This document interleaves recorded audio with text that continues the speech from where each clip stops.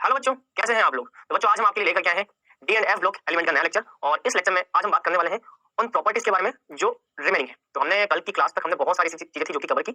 आज हम वो पढ़ने वाले हैं जो कि रिमेनिंग पार्ट, मतलब कि मैं आज बहुत सारे, जैसे कि आप टॉपिक देख सकते हैं डी ब्लॉक हमारा है, तो आज मैं आपको ऐसे बहुत सारी प्रॉपर्टीज के बारे में बताऊंगा जो कि यहाँ पे कवर होंगी, जैसे कि उत्प्रेरकीय गुणधर्म।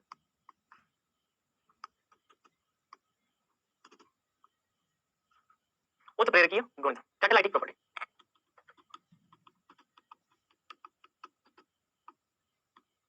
तो सबसे पहला गुणधर्म हमको जो देखना है वो है कैटालाइटिक प्रॉपर्टी। अच्छा, आपने डी ब्लॉक के मेटल के बहुत सारे उत्प्रेरक गुणधर्म देखे। उत्प्रेरक मतलब कि जो अभिक्रिया की गति को बढ़ाने का काम करते हैं, या कई बार ऐसा भी होता है कि अगर उत्प्रेरक उपस्थित नहीं है तो अभिक्रिया संपन्न नहीं हो पाती। तो इन सारी चीजों को यहाँ पे आप कुछ एग्जांपल के माध्यम से समझ सकते हैं, जैसे कि सबसे पहला एग्जांपल, सबसे फेमस हैबर विधि।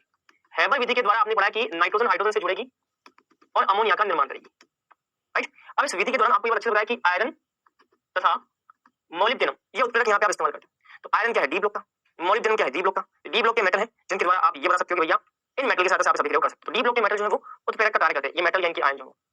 चलिए दूसरा उदाहरण, जैसा कि आपने ऑर्गेनिक केमिस्ट्री में पढ़ा है, एथीन की रिएक्शन हाइड्रोजन गैस के साथ आप करते हैं, इसकी उपस्थिति में निकल या प्लेटिनम या पैलेडियम। निकल या प्लेटिनम या पैलेडियम, इन उत्प्रेरक की उपस्थिति में आप हाइड्रोजन की क्रिया से करवाते हैं। तो जब इन उत्प्रेरक की उपस्थिति में आप हाइड्रोजन की क्रिया से करवाएंगे तो इसको क्या बोलेंगे? उत्प्रेरकीय हाइड्रोजनीकरण। ये भी डी ब्लॉक का, ये भी डी ब्लॉक का, ये भी सारे सारे डी ब्लॉक के। तो डी ब्लॉक के इन धातुओं की उपस्थिति में उत्प्रेरक का कार्य करके हाइड्रोजनीकरण की क्रिया पूर्ण होती है। तो आप देख सकते हैं किस तरह से डी ब्लॉक के धातु जो है वो कार्य कर रहे हैं यहाँ पे उत्प्रेरक का। अच्छा, इसी सीक्वेंस में एक एग्जांपल और है, SO2 प्लस O2।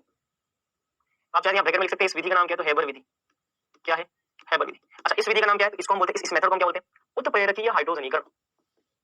उत्प्रेरकीय हाइड्रोजनीकरण, समझ लेना, उत्प्रेरकीय हाइड्रोजनीकरण। अच्छा, इस विधि में क्या होगा? तो 2SO3, चलो 2SO3 कर लेते हैं और इसको मैं सही करके हाफ O2 जो है, इस हाफ O2 को मैं सही कर लेता हूं, 1 O2 कर लेता हूं।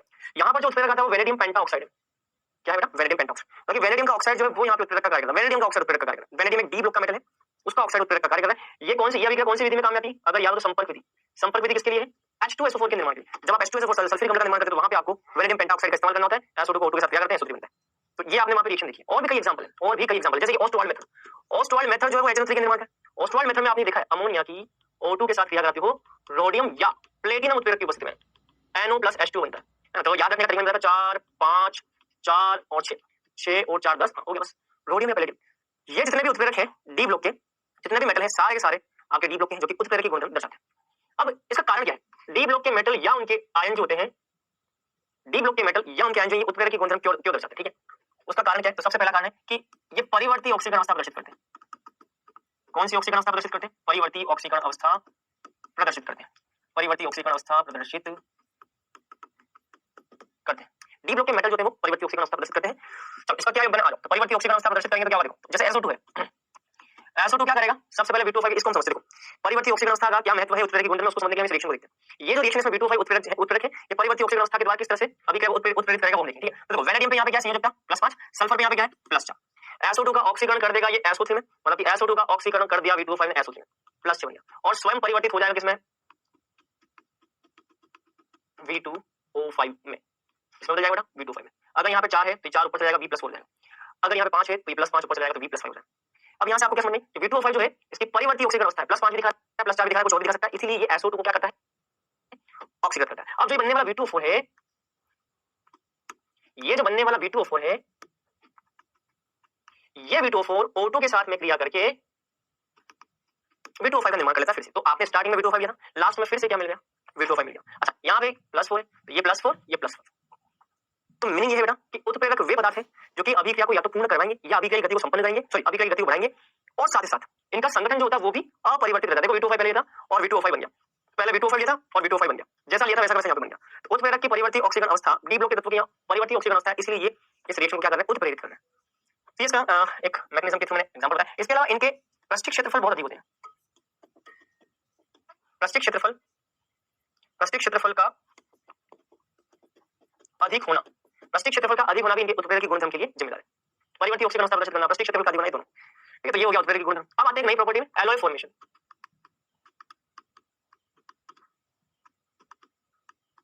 मिश्र धातु का निर्माण, मिश्र धातु या मिश्र धातु दोनों एक ही बात है।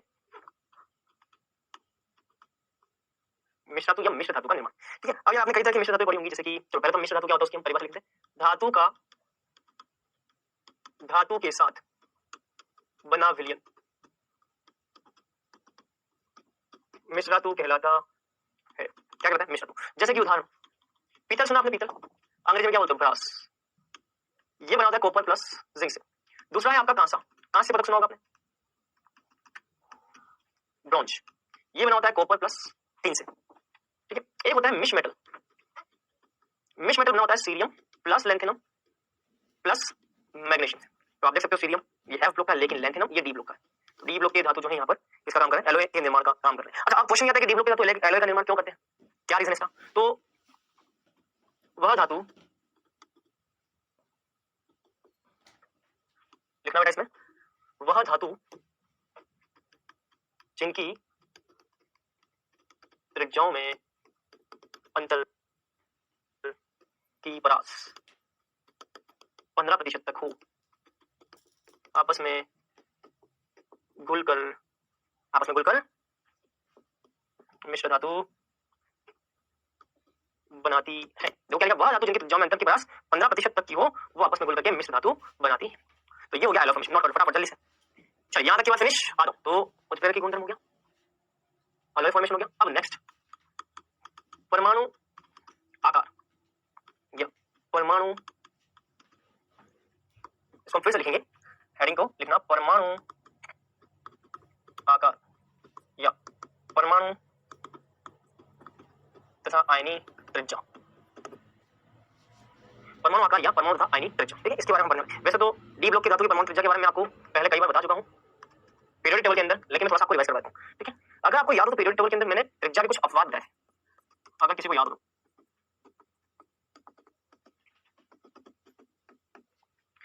मैंने आपको ये बात बोली थी कि अगर त्रिज्या की बात करें तो आवर्त में बाएं से दाएं जाने पर, अगर त्रिज्या की बात करें तो आवर्त में बाएं से दाएं जाने पर त्रिज्या घटती है। अगर मैं परमाणु त्रिज्या की बात करूं तो आवर्त में बाएं से दाएं जाने पर परमाणु त्रिज्या क्या होती है? घटती। ये सामान्यतः ऐसा होता है, आवर्त में बाएं से दाएं जाने पर परमाणु त्रिज्या क्या होती है बेटा? घटती, सामान्यतः।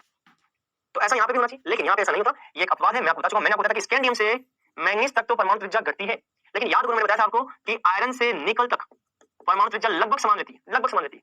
और फिर कॉपर से जिंक तक जाओगे तो फिर से परमाणु त्रिज्या बढ़ेगी। ये अपवाद मैं आपको लिखवा चुका हूं, ये होता है भैया 3D श्रेणी के अंदर आवर्त में बाएं से दाएं जाने पर, ठीक है। एक अपवाद मैंने आपको और बताया था 3D श्रेणी, 4D श्रेणी और 5D श्रेणी के लिए। मैंने आपसे एक बात बोली थी आवर्त सारणी के अंदर कि वर्ग में नीचे जाने पर, मैंने आपसे बोला था वर्ग में नीचे जाने पर, है ना, टॉप टू बॉटम, वर्ग में ऊपर से नीचे जाने पर परमाणु त्रिज्या जो है वो सामान्यतः इंक्रीज होती है। क्या होती है? इंक्रीज होती है, जनरली इंक्रीज होती है। लेकिन लेकिन लेकिन यहाँ पे क्या होगा, यहाँ पे नीचे जाने पर इंक्रीज नहीं होगी। मतलब कि सबसे ऊपर है 3D श्रृंखला, फिर है 4D श्रृंखला और फिर है 5D श्रृंखला। मैंने आपसे बात बोली थी यहाँ पे नीचे जाने पर परमाणु त्रिज्या इंक्रीज नहीं होती, यहाँ पर नीचे जाने पर परमाणु त्रिज्या 3D से 4D में तो इंक्रीज होती है, लेकिन 4D और 5D की परमाणु त्रिज्या लगभग बराबर होती है, अगर आपको याद हो तो। और इसका कारण भी मैंने आपको बताया था वहां पे, इसका कारण है लैंथेनाइड संकोचन, लैंथेनाइड कॉन्ट्रैक्शन। इसका कारण क्या है? Length contraction. 3D की तुलना में 4D ज्यादा, लेकिन 4D 5D क्या होती? लगभग समान थी, ठीक है। चल, तो अब मैं आपको थोड़ा सा झलक दिखाता हूँ 3D और 4D की। 3D,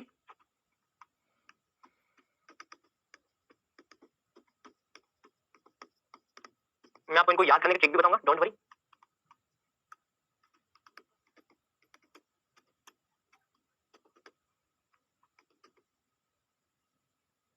ठीक है, चलो, मेरे ख्याल से आपने इसको नोट कर लिया होगा, ठीक है। ये 3D श्रृंखला है, उसके नीचे 4D है, उसके नीचे 5D।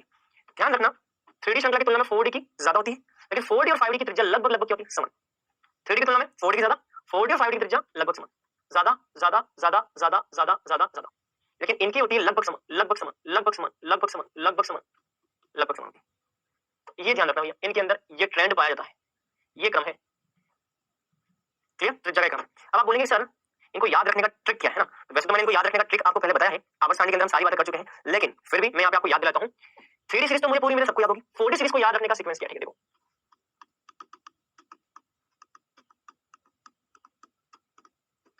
4D सीरीज को याद रखने का सीक्वेंस, ठीक है। तो देखो, यार जरा निभाना मोहब्बत ताकि रूठे रहे पड़े आज चंद्रकांत, ठीक है। अब देखो, यार को हम बोलते हैं इट्रियम, जरा को बोलते हैं जर्कोनियम, निभाना नायोबियम, मोलिब्डेनम, टेक्नीशियम बोल के बता रहा हूं, ruthenium, rhodium, palladium, silver, argentum, cadmium, clear. चलो अब आते हैं 5D पे आते हैं। ला हफ्ता वरना रह उस इरिटेटिंग पाताल लोक में और मर जा। ठीक है, अब देखो क्या हो जाएगी, ला हफ्ता वरना रह उस इरिटेटिंग पाताल लोक में और औरम से और मरकरी से मर जा। मरकरी से क्या जाएगा, मर जा। देखो एक ट्रिक हो जाएगी, इसको याद करने की। देखो ला हफ्ता वरना रह उस इरिटेटिंग पाताल लोक में और मर जा, ये मेरी ट्रिक है जो मैं बच्चों को सिखाता हूं। आपके पास इसकी अगर कोई और धांसू ट्रिक हो तो आप वो भी ले सकते हो। याद करना भैया, कान से बोलो ऐसे बोलो भाई, हमारे पास आंसर सही आना चाहिए, मतलब कि ये भी देख सकते हो, ये भी। आपके पास ये ट्रिक है तो भी अच्छी बात है, आपके पास कोई और ट्रिक है तो भी अच्छी बात है। तो ध्यान रखना 3D की तुलना में 4D की ज्यादा होती है, लेकिन 4D और 5D की लगभग समान होती है। इसका कारण क्या है, इसका कारण है लेंथेनाइड संकुचन। और ये लेंथेनाइड संकुचन क्या है, मैं इस पे अपना समय अब बर्बाद नहीं करूंगा। क्यों? क्योंकि ये चीज मैं आपको आवर सारणी के अंदर बहुत ही अच्छे तरीके से पढ़ा चुका हूं, तो ये आपको ध्यान रखना है। अच्छा, एक चीज मैं आपको यहाँ पे बताना चाहूंगा, ये वाला जो वर्ग है ना, वर्ग 3, ये जो अपवाद वाली कंडीशन है ना, 4D और 5D की त्रिज्या लगभग समान होती है। ये जो 4D और 5D की त्रिज्या लगभग समान होती है, ये जो अपवाद वाली कंडीशन है, ये केवल बेटा वर्ग 4 से लेकर के और 12 तक में ही वैलिड है। तो ये जो 3D और 4D और 5D की त्रिज्या लगभग समान होती है, ये वाली बात, और लेंथेनाइड संकुचन वाली बात केवल आपकी वर्ग 4 से लेकर के 12 तक ही वैलिड है। अगर वर्ग 3 में बढ़े तो इसमें तो क्रम वही आएगा जो कि होना चाहिए, नीचे जाने पर परमाणु त्रिज्या बढ़ती है, यहाँ पर तो वही क्रम आएगा जो कि होना चाहिए, नीचे जाने पर बढ़ती है, बस अंतर यहाँ से आता है 4 से लेकर के 12 तक। अब ऐसा क्यों? बहुत सामान्य सा आंसर होना चाहिए, क्योंकि लेंथेनम का परमाणु क्रमांक होता है 57, हैफनियम का परमाणु क्रमांक है 72। लेंथेनाइड संकुचन तो तब देखोगे ना जब आपको 4f के 14 इलेक्ट्रॉन भरे हुए मिलेंगे। यहाँ पर 4f के 14 इलेक्ट्रॉन प्रेजेंट होते हैं, मतलब कि यहाँ पर होते हैं 4f के 14, तो जो इफेक्ट होगा वो इनके बाद वालों पे होगा या इनसे पहले वालों पे होगा? सोचिए थोड़ा, ये जो लेंथेनाइड संकुचन का प्रभाव, लेंथेनाइड का मतलब क्या, 4f14, 4f कक्षन में अंतिम इलेक्ट्रॉन जाता है। आप मुझे बताओ लेंथेनाइड संकुचन का प्रभाव यहाँ पे 14 इलेक्ट्रॉन आते हैं, 14 तक, इन 14 तत्वों के बाद में होगा प्रभाव या उससे पहले वाले पे होगा? बाद वाले पे होगा। इसीलिए ये जो अपवाद की बात करते हो वो 14 से लेकर के 12 तक वालों में नहीं लगता, किसी वर्ग में नहीं लगता। चलो, तो ये सारी बात होगी। अब आते हैं परमाणु आयनिक ऊर्जा, अब आते हैं आयनन ऊर्जा पे। अब किस पे आते हैं, आयनन ऊर्जा।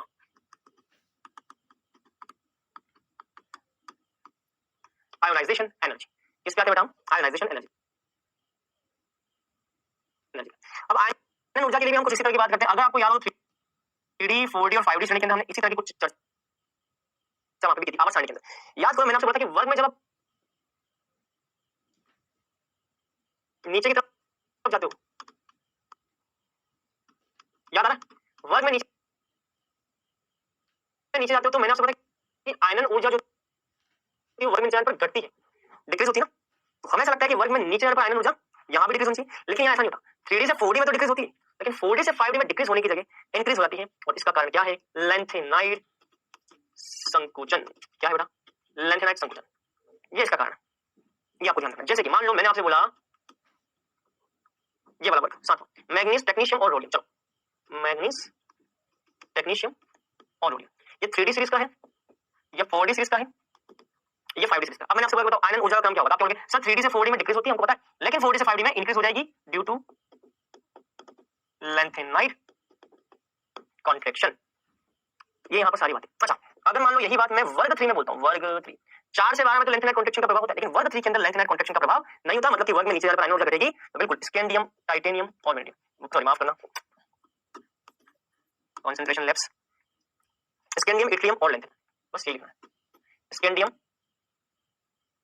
इट्रियम और लेंथेनाइड। यहाँ पर भैया हमको लेंथेनाइड कॉन्ट्रैक्शन नहीं लगाना, क्योंकि इन तत्वों के बाद में 4th वर्ग से 12 वर्ग तक लेंथेनाइड कॉन्ट्रैक्शन का कांसेप्ट लगता है। यहाँ पर आयनन ऊर्जा भाई वर्ग में नीचे जाने पर घटती। तो यार ये बातें हैं इसमें जो कि हमको ध्यान रखनी है।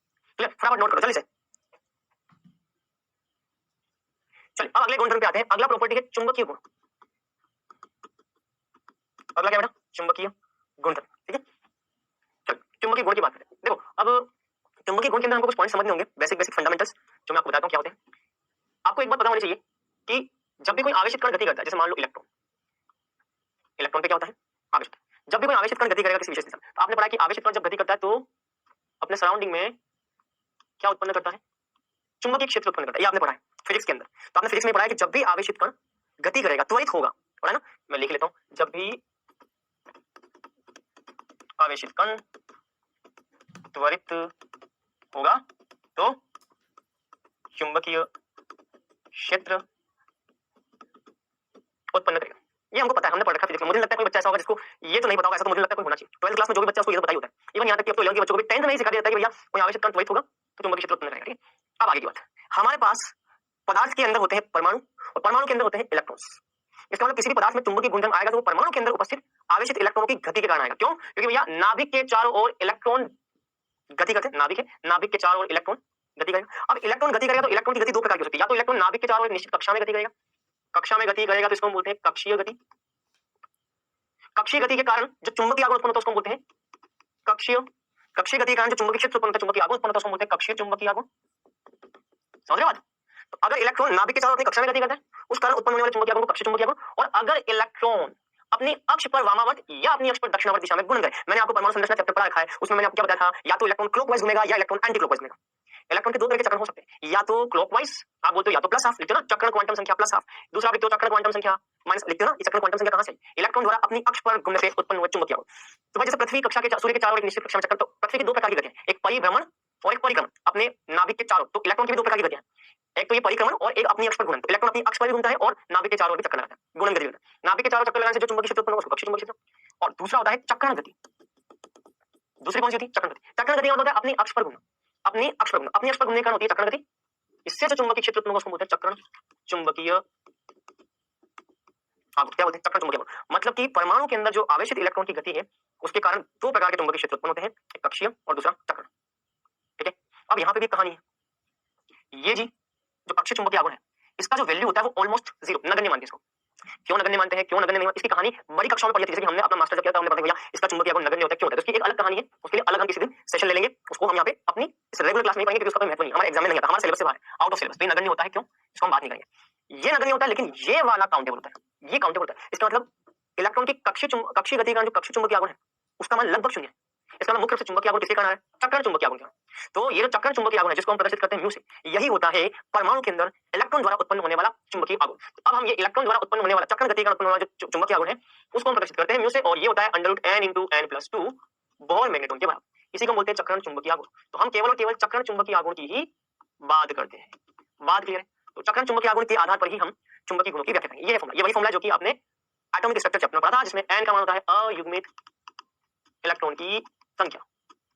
ठीक है, क्लियर? मैंने आपसे ये बात बोली थी कि यदि किसी के पास अयुग्मित इलेक्ट्रॉन है तो वो होता है अनुचुंबकीय, याद रहा, और यदि किसी के पास युग्मित इलेक्ट्रॉन है तो वो होता है प्रतिचुंबकीय। क्या होता है प्रतिचुंबकीय? जैसे कि एग्जांपल लेते हैं, चलो मान लो मैंने लिखा Fe+2, आपसे बोलते हैं कि Fe+2 का चुंबकीय आघूर्ण ज्ञात करके बताओ, तो क्या होगा? Fe+2 का विन्यास क्या होता है? अच्छा, आयरन का विन्यास होता है, आयरन का विन्यास होता है आर्गन, आयरन का विन्यास होता है आर्गन 3d6 4s2। आर्गन का विन्यास ऐसे लिखते हो, आर्गन का विन्यास ऐसे लिखते हो, लेकिन ये फिर से माफ करना, आर्गन का क्या, माफ करना, आयरन का विन्यास जो है वो ऐसे लिखते हो। आयरन के पास 26 इलेक्ट्रॉन है, यही विन्यास होता है आयरन का, लेकिन यहाँ पे 2 इलेक्ट्रॉन कम है, मतलब कि यहाँ से आप गायब कर दोगे ये 2 इलेक्ट्रॉन, तो बन जाएगा Fe+2 का विन्यास। अब 3d में कितने इलेक्ट्रॉन है? 3d में 6 इलेक्ट्रॉन, तो 1 2 3 4 5, 5 कक्षा 6 इलेक्ट्रॉन, तो 1 2 3 4 5, ये हो गए 6 इलेक्ट्रॉन। अच्छा, कितने अयुग्मित इलेक्ट्रॉन इसमें? n बराबर 1 2 3 4, 4 अयुग्मित इलेक्ट्रॉन है इसमें। कितने अयुग्मित इलेक्ट्रॉन? 4 अयुग्मित इलेक्ट्रॉन। अगर इसके बाद 4 अयुग्मित इलेक्ट्रॉन है तो बताओ चक्रण चुंबकीय आघूर्ण कितना आएगा? n × n+2, n का मान कितना? 4, 4 + 2 बोहर मैग्नेट्रॉन कितना आ गया? 24 बोहर मैग्नेट्रॉन, ये आ जाएगा। इस तरह से आप चक्रण चुंबकीय आघूर्ण निकाल सकते। चलो एक एग्जांपल और करेंगे यहाँ पे, आप मुझे इसका चक्रण चुंबकीय आघूर्ण निकाल करके बताइए, कॉपर +2 का। चल इसका चक्रण चुंबकीय आघूर्ण क्या है बताओ? अच्छा, और जिसके पास भी अयुग्मित इलेक्ट्रॉन है, जैसे 4 अयुग्मित इलेक्ट्रॉन, तो ये क्या हो गया? अनुचुंबकीय। अब ये करके बताओ इसका चक्रण चुंबकीय आघूर्ण कितना है? पहले इसका विन्यास लिखो, देखो कितने अयुग्मित इलेक्ट्रॉन है, फॉर्मूले में रखो, आंसर निकालो, करो करिए इसको फटाफट। देखो कॉपर का विन्यास क्या है? कॉपर का विन्यास क्या? आर्गन 3d10, अपवाद है ना, अपवाद है कॉपर 4s1। चलो क्या लिखा? +2, 2 इलेक्ट्रॉन बाहर निकाल दो, एक इलेक्ट्रॉन यहां से निकलेगा, 0 हो जाएगा,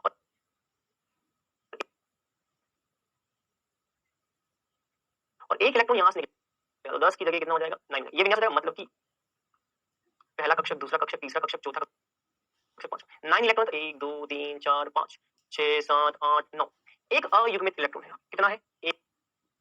एक अयुग्मित इलेक्ट्रॉन। अगर अयुग्मित इलेक्ट्रॉन एक ही तो बताओ चक्रण चुंबकीय आघूर्ण कितना होगा? n × n+2 Bohr magnetron. अच्छा एक चीज मैं आपको बताना मिस कर गया, ये बोहर मैग्नेट्रॉन है ना, क्या है इसका मतलब? बोहर मैग्नेट्रॉन, ये चुंबकीय आघूर्ण की इकाई है।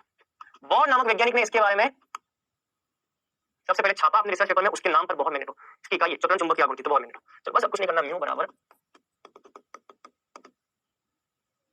कितना आ जाएगा? √3 1.732 बोहर मैग्नेट्रॉन, ये आ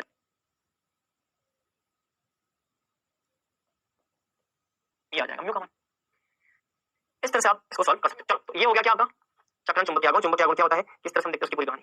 ठीक है, चलो प्रॉपर्टी हो गई पूरी समाप्त। अब हम बात करेंगे इससे आगे की, इसमें कुछ नोट करना चाहो नोट कर लो, नोट करना नोट करो। चलिए अब इससे आगे की बात करें। अब हम आते हैं बहुत ही इंपॉर्टेंट सेक्शन, इस चैप्टर के एक बहुत ही इंपॉर्टेंट कंपाउंड जिसका नाम है पोटेशियम पर मैग्नेट, पोटेशियम पर मैग्नेट क्या नाम है भैया, पोटेशियम पर मैग्नेट, ठीक है, तो इसको हम बोलेंगे पोटेशियम पर मैग्नेट। चलो अब पोटेशियम पर मैग्नेट की बात करते हैं। तो यार पोटेशियम पर मैग्नेट के बारे में आपने सुना होगा, इसका कलर ये बहुत डार्क कलर में होता है, पिंक पर्पल, ये बहुत डार्क कलर में होता है, पिंक पर्पल, ठीक है। तो हम इस डार्क कलर वाले कंपाउंड की एक प्रॉपर्टी तो हम ये जानते हैं कि जिन जिन बच्चों ने लेबोरेटरी के अंदर एक्सपेरिमेंट कर रखे उन्होंने इसके बारे में सुन रखा होगा कि बहुत ही अच्छा ऑक्सीकारक होता है। अगर आपको याद हो ऑर्गेनिक केमिस्ट्री तो उसमें मैंने आपको बात बताई है, 1 डिग्री अल्कोहल जो होता है ना, इस 1 डिग्री अल्कोहल की KMnO4 के साथ में रिएक्शन करते हो तो क्या होता है, क्या होता है, मैंने आपको बताया था कि 2 कार्बन वाला जो 1 डिग्री अल्कोहल है ये ऑक्सीडाइज हो जाएगा, ये 2 कार्बन वाले कार्बोक्सिलिक एसिड में बदल जाएगा, 2 कार्बन वाले कार्बोक्सिलिक एसिड में बदल जाएगा। अगर ये 2 कार्बन वाला 1 डिग्री अल्कोहल है, 2 कार्बन वाले कार्बोक्सिलिक एसिड में बदल जाएगा, ये मैं आपको पढ़ा चुका हूं पहले। ये क्या है, ये इसको ऑक्सीडाइज करता है KMnO4, प्रबल ऑक्सीकारक है। इसकी प्रॉपर्टी की बात करते हैं बहुत अच्छा क्या है, ऑक्सीकारक, प्रबल ऑक्सीकारक, तो ये हम पढ़ चुके हैं। इसी ऑक्सीकारक की हमको सबसे पहले क्या पढ़नी है, निर्माण की विधि, क्या पढ़नी है भैया, निर्माण की विधि। अब इसका निर्माण होता कैसे, ठीक है, इसका निर्माण होता है पायरोलुसाइड से, किससे होता है, पायरोलुसाइड से, इससे निर्माण होता है पायरोलुसाइड से। पायरोलुसाइड की रिएक्शन आप करवाते हैं KOH के साथ में O2 की उपस्थिति में। ये O2 जो होता है ये अच्छा ऑक्सीकारक है, ये भी प्रबल ऑक्सीकारक है, क्या है ये भी एक ऑक्सीकारक है। ऑक्सीकारक क्या करता है, दूसरों का ऑक्सीकरण करता है, खुद का क्या हो जाता है, अपचयन। तो ये करेगा इन भाई साहब का क्या, ऑक्सीकरण। कैसे करेगा, ये वाला व्यक्ति उसका ऑक्सीकरण करेगा तो ये हो जाएगा K2MnO4 प्लस इसका हो जाएगा क्या, इसका हो जाएगा अपचयन, ये बन जाएगा वाटर में, मतलब कि -2 आएगा। तो ऑक्सीजन का तो हो गया क्या, अपचयन, और मैंगनीज यहां पर +4 में, +4 से इसका हो गया क्या, +6 में ऑक्सीकरण। मैंगनीज का कितना +4 कैसे आया बताइए आपको, ऑक्सीजन का -2 होता है, -2 × 2 -4 अगर दाईं तरफ जाएगा तो +4, तो +4 हो गया। Mn+6 कैसा है, पोटेशियम का 2 +2 ये हो जाएगा, ये -8 हो जाएगा, +2 और -8 -6, और जब दाईं तरफ जाएगा +6 जाएगा। ऑक्सीजन पे कितना है 0, 0 से -2, जब भी 0 से -2 की तरफ जाओगे यार ऐसे याद रखा करो, देखो हमेशा ऐसे याद रखा करो, कभी क्वेश्चन गलत नहीं होगा। 0 +1 संख्या आएगा तो आप जानते हैं, +2 +3, यहाँ पे प्लस की तरफ जाओगे तो बढ़ता जाएगा प्लस। अच्छा फिर यहाँ पे कहता है -1 -2 -3 -4 ऐसा। अगर आप इस डायरेक्शन में जाते हो, प्लस की तरफ आप जाते हो, किसी भी ऑक्सीकरण से आप प्लस की वृद्धि की तरफ जाते हो, इसको बोलते हैं ऑक्सीकरण। और जब आप माइनस की ओर जाते हैं इसको हम बोलते हैं अपचयन। जब भी आप प्लस की ओर जाएंगे तो ऑक्सीकरण, जैसे यहाँ देखो यहाँ पे 0 से आप किसकी ओर जा रहे हो, माइनस की ओर, जब भी आप 0 से माइनस की ओर जाओगे इसको हम बोलते हैं अपचयन। क्या बोलते हैं बेटा, अपचयन। तो ध्यान रखना यहाँ पे हुआ अपचयन। अच्छा, और जब भी आप प्लस की तरफ जाते हो, प्लस की तरफ बढ़ते ये +4 से आप चलेगा +6, +4 से प्लस की ओर बढ़ रहे हो, इसको हम बोलेंगे ऑक्सीकरण। तो इस रिएक्शन में ये है पायरोलुसाइड और ये है आपका मैग्नेट, पोटेशियम मैग्नेट बोलते हैं इसको, मैग्नेट क्या बोलते हैं, मैग्नेट। मैं काम करता हूँ इसको, तो यहाँ पे लिखा दो, मैं इसको साइड में प्रॉपर तरीके से लिखता हूँ, यहाँ से मैं यहाँ पे लिखता हूँ K2 पोटेशियम मैग्नेट, इसको बोलते हैं पोटेशियम मैग्नेट। और पोटेशियम मैग्नेट पे ऑक्सीकरण क्या है, +6, इसको क्या बोलते हैं पायरोलुसाइड। तो पायरोलुसाइड को क्षार की उपस्थिति में O2 के साथ क्या करता हूँ, पोटेशियम मैग्नेट बनता है। अब ये जो पोटेशियम मैग्नेट है, ये पोटेशियम मैग्नेट अम्लीय परिस्थिति में क्रिया करके पर मैग्नेट का निर्माण करता है। किसका निर्माण करता है, पर मैग्नेट का, पोटेशियम पर मैग्नेट का ये निर्माण करता है। इस तरह से आप यहाँ रिएक्शन देख सकते हो, पोटेशियम पर मैग्नेट का निर्माण होता है। तो पोटेशियम पर मैग्नेट कैसे बनता है उसकी पूरी मेथड है। अब आप बोलोगे सर इसमें आपने बैलेंसिंग तो किया ही नहीं है। एक बात ध्यान रखना, यहाँ पे अभी आपको फिलहाल बैलेंसिंग नहीं करनी है, क्योंकि बैलेंसिंग के लिए हम एक चैप्टर पढ़ने वाले हैं रेडॉक्स रिएक्शन। रेडॉक्स रिएक्शन की बैलेंसिंग कैसे होती है, उसके 2 मेथड होते हैं, एक तो ऑक्सीकरण अंक मेथड और दूसरा होता है आयन इलेक्ट्रॉन मेथड। आपको तब तक बैलेंसिंग की टेंशन नहीं लेना है। सर एग्जाम में कैसे करेंगे, एग्जाम में आपको बैलेंसिंग पे यहाँ पे क्वेश्चंस इस चैप्टर से बिल्कुल नहीं पूछा जाएगा, जब तक नहीं आएगा तब तक हम रेडॉक्स रिएक्शन कंप्लीट कर लेंगे। तो बस हमारा जैसे ही 12th फिनिश होता है उसके बाद हम रेडॉक्स रिएक्शन पढ़ेंगे। तो अभी आपको इसमें बैलेंसिंग बिल्कुल नहीं करनी, 1% भी कहीं बैलेंसिंग के लिए परेशानी होना है। आपको बस इतना ध्यान रखना है कि कौन सा कंपाउंड किस कंडीशन में किस बदलता है। पायरोलुसाइड पहले बदलता है K2MnO4 में, O2 की उपस्थिति के साथ क्रिया करने पे, और ये जो मैग्नेट पर मैग्नेट है, पोटेशियम मैग्नेट जो है, पोटेशियम मैग्नेट बदल जाता है पर मैग्नेट। इसको एक बार नोट कर लो, ये बन गया आपका पोटेशियम पर मैग्नेट, ये बना था हमको, ये बन गया, नोट कर लो इसको।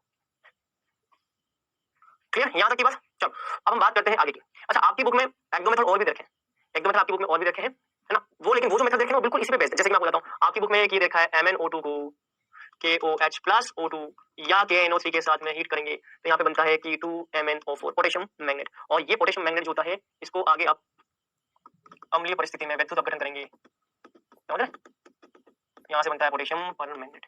ये आपकी बुक में कुछ मेथड दे रखे हैं, एक्स्ट्रा ध्यान रखना है। अच्छा यहाँ पे भी आप ये चीज नोट करना, यहाँ पे बनता है पायरोलुसाइड बनते हैं ना, यहाँ पे 2 बनते हैं, ये +6 से और ये +6 से चला गया +7, मैग्नीज +7, यहाँ पे मैग्नीज +4।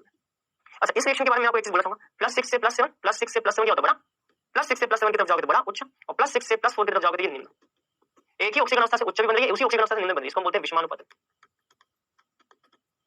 विषमानुपातन की है, तो विषमानुपातन भी भैया इसका विषमानुपातन द्वारा इसका निर्माण होता है। ठीक है, तो ये पूरी कहानी है जो आपको ध्यान रखनी है। आगे MnO2 क्लियर। चलिए अब बात करते हैं हम आगे की। चलिए अब यहाँ पे एक चीज मैं आपको बताना चाहूंगा इसके गुणधर्म के बारे में। आप सभी को एक चीज बतानी चाहिए कि पोटेशियम पर मैग्नेट प्रबल ऑक्सीकारक है, जो कि आपको मैं ऑर्गेनिक केमिस्ट्री के अंदर भी पढ़ा चुका हूं। ये प्रबल ऑक्सीकारक है, इसीलिए जितने भी रिएक्शन हम करेंगे यहाँ पे उसमें ये KMnO4 क्या करेगा, दूसरों को तो ऑक्सीकृत करेगा, खुद का ऑप्शन होगा। जैसे कि फॉर एग्जांपल C2O4-2, इसको हम बोलते हैं ऑक्जेलेट आयन।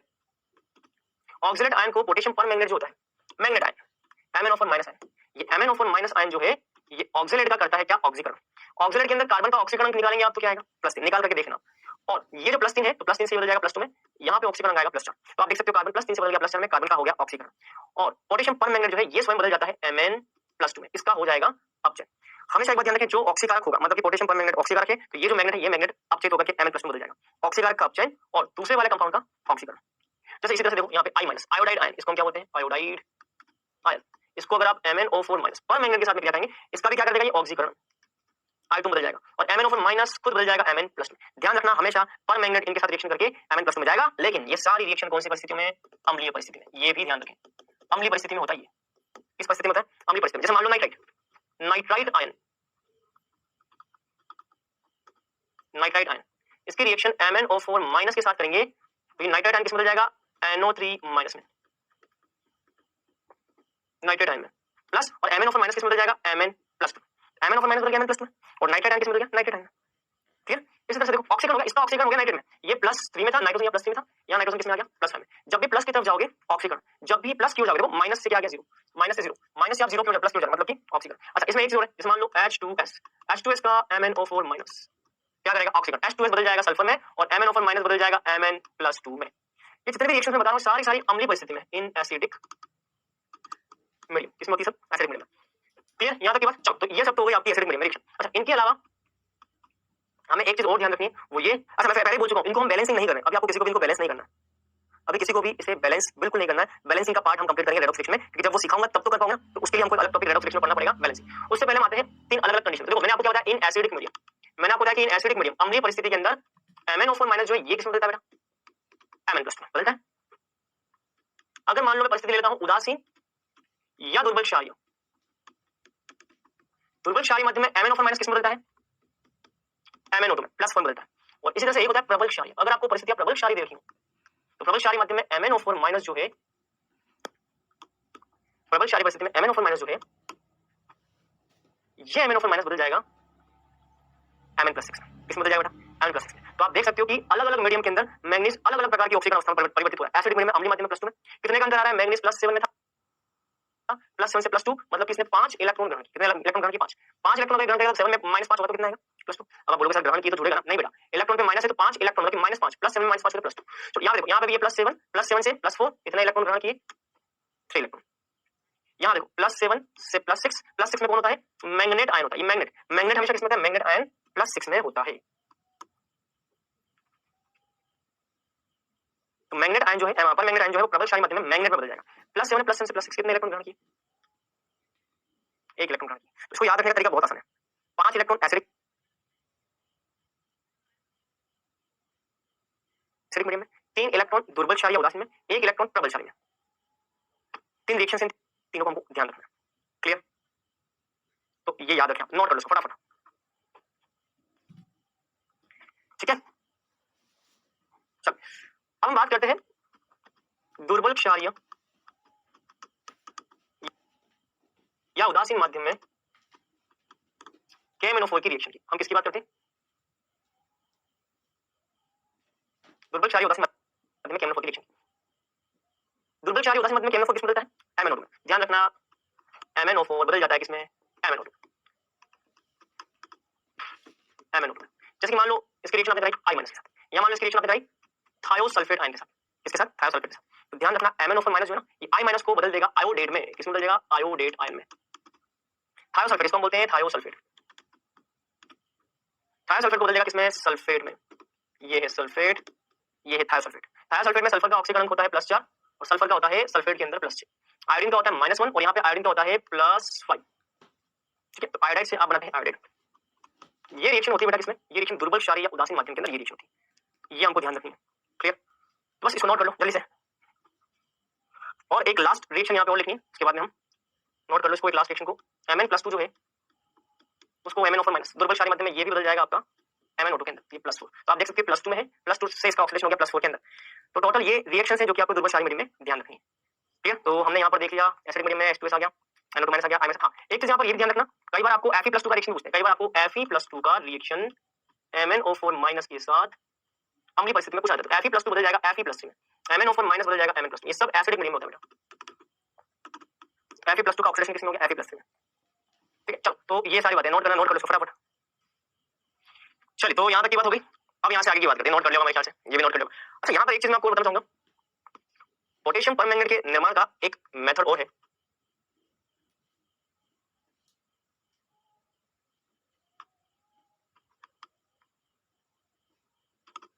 ठीक है, निर्माण का एक मेथड और है, जैसे कि मैग्नेट से, पोटेशियम मैग्नेट से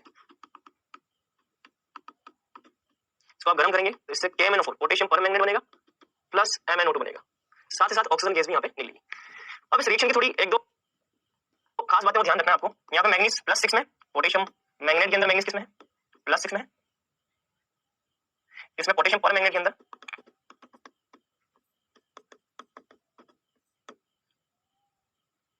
+7 में है, यहाँ पे मैग्नीज +1, तो आप देख सकते हो +6 से +7 और +4 दोनों में जा रही है, ठीक है, साथ ही साथ ऑक्सीजन यहाँ पे जीरो ऑक्सीडेशन स्टेट में बन रहा है। तो ये सारी बातें हैं जो कि आपको ध्यान रखनी है, इस तरह से भी आप पोटेशियम परमैंगनेट बना सकते हो। इसके अलावा और बाकी जो मैंने निर्माण की विधि आपको बताई वो आपको ध्यान रखनी है, क्लियर।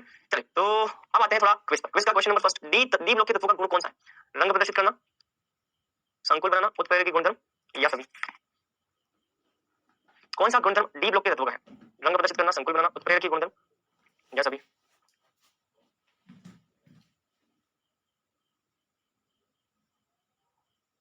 चलिए नेक्स्ट क्वेश्चन कहते हैं, डी ब्लॉक मेटल आयन रंग किस कारण प्रदर्शित करते हैं? डी ट्रांजिशन के कारण, क्योंकि विषैले होते हैं इस कारण, गैस अवस्था में होते हैं, या इनमें से कोई नहीं?